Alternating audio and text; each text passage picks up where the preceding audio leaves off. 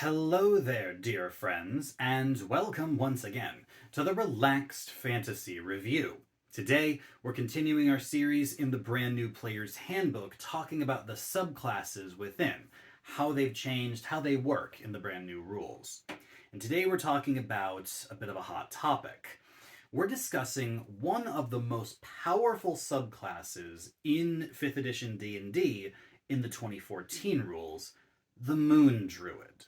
Yes, the Moon Druid was famous as being one of the most broken subclasses in D&D, especially in the lower levels.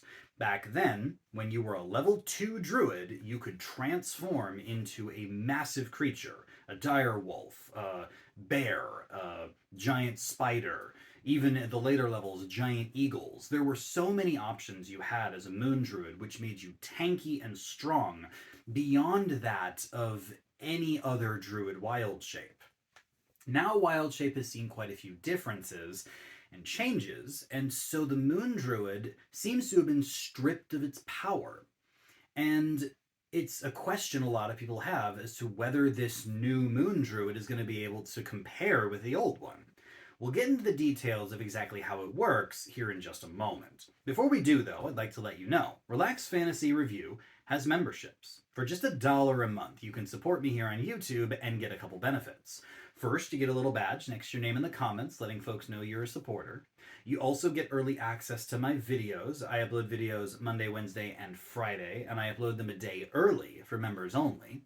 And finally, in the community Discord, there's a VIP room that channel members have where they can talk directly to me about anything they want D&D. If any of that stuff interests you, you can click the join button. It's just down there next to the subscribe button. I'd love to see you hanging out in the comments or in the Discord. And if that doesn't interest you, that's totally fine too. The Discord's free for anyone to join. The general chat is open for all.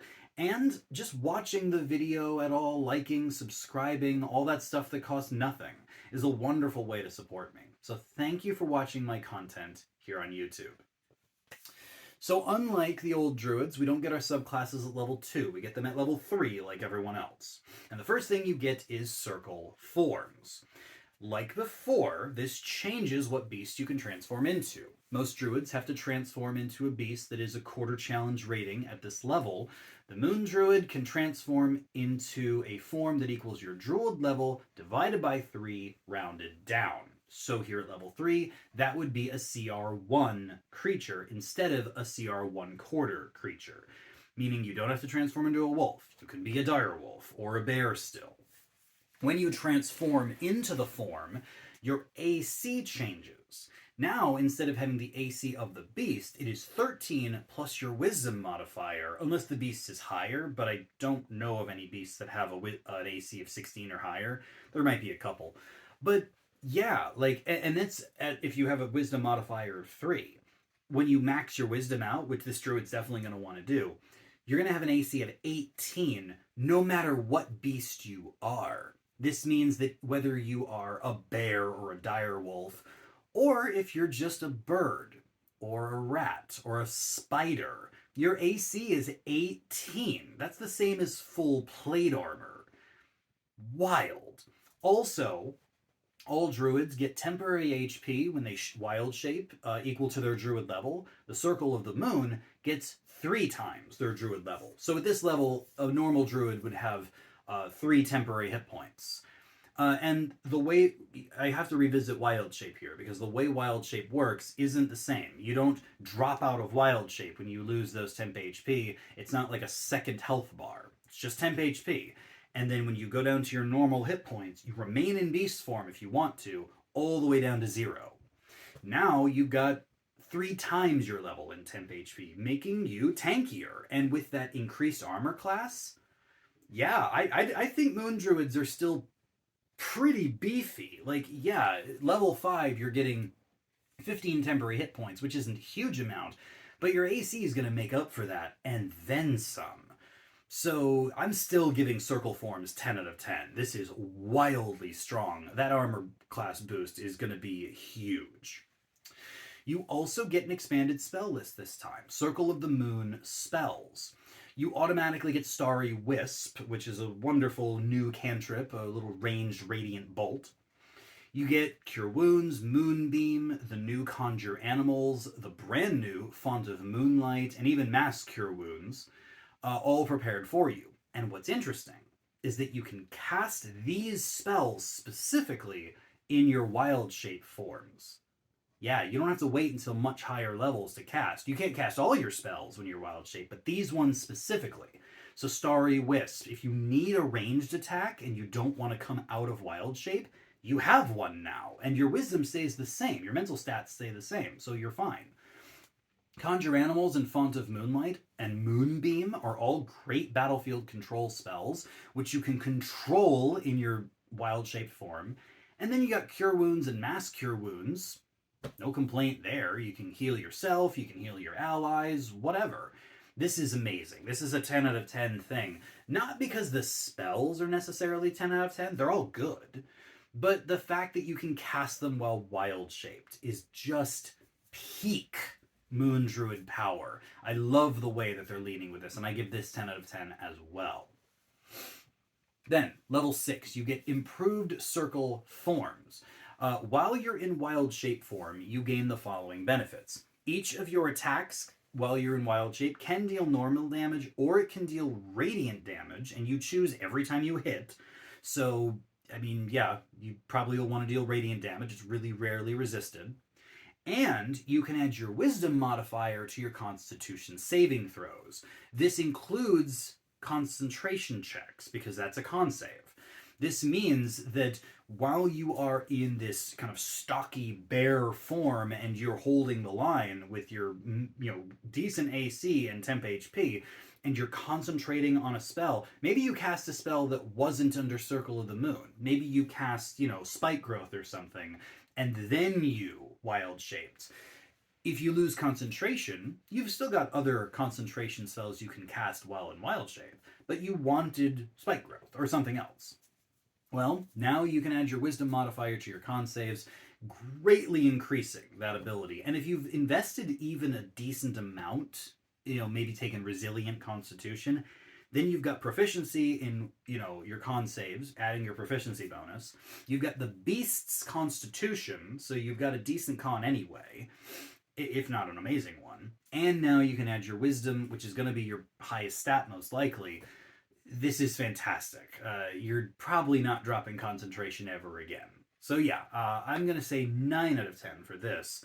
The fact that you don't deal any extra damage is a little bit disappointing, but, radiant damage is fine, and concentration is an important mechanic that you should be defending.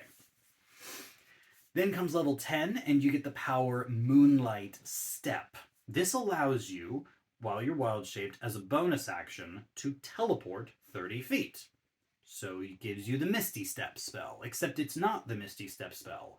It's Moonlight Step, and it's different. After you Moonlight Step, you also get advantage on the first attack you make, and it lasts until the turn ends, so you'd want to teleport first, then attack. You can do this wisdom modifier times per day, so by this point, that's reasonably 5. So you get 5 free Moonlight Steps, which grants you advantage in a teleport, and then you can also replenish Moonlight Step by using a 2nd level spell slot or higher.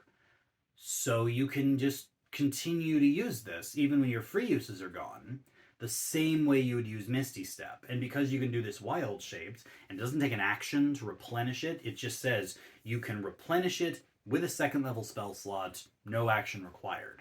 So if you want to teleport, you can teleport and grant yourself advantage. This is solidly powerful, and it doesn't counteract. Even if you're not wild shaped, normally you can't cast Misty Step with a level 2 spell slot and then use your action to cast another spell. Now you could. While you're in bear form, you could Moonlight Step and then use your action not to attack, but to cast a leveled spell, like Moonbeam or something. There's plenty to do here, and I think that this is well worth a 10 out of 10. Finally, you get lunar form. So we're really leaning into circle forms again. This grants you 2 more benefits. When you attack in wild shape, once per turn, you can deal an extra 2d10 radiant damage. So that just grants you 3 extra damage when you're wild shaped. a good amount, I'd say. And whenever you use Moonlight Step, you can choose another creature within 10 feet of you, as long as they're willing, and teleport them with you.